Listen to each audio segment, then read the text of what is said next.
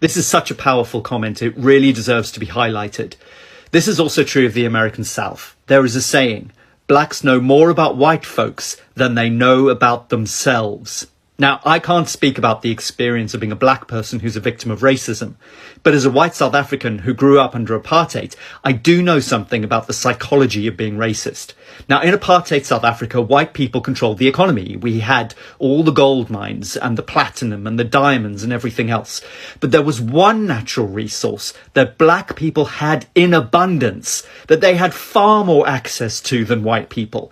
And that natural resource was the truth. Particularly the truth about white people. You see, in a racist society, as a racist, you need to constantly be tying yourself up in cognitive dissonance. You need to be contradicting yourself dozens of times a day. So in South Africa, for example, we believed that black people were lazy, that they didn't want to do any work. They just wanted to sit around all day and do nothing. But who did we get to dig the mines, to work in the factories, to drive the buses, deliver the post, build the houses? It was black people. We believed that black people were dirty, but who did we rely on to clean our houses? We believed that black people couldn't be trusted, but who was left unsupervised to look after our children?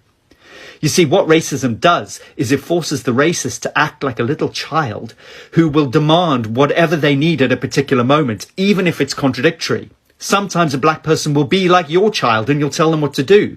But sometimes you'll be the child and they'll be the adult. They'll be the one making your bed, cooking your dinner, even comforting you when you're in emotional distress.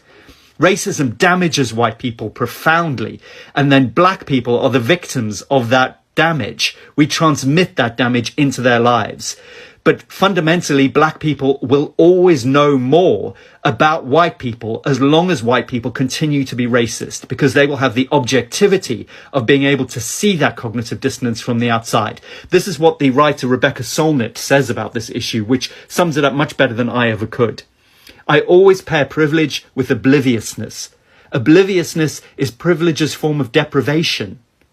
When you don't hear others, you don't imagine them. They become unreal, and you are left in the wasteland of a world with only yourself in it. And that surely makes you starving, though you know not for what, if you have ceased to imagine others in any true, deep way that matters.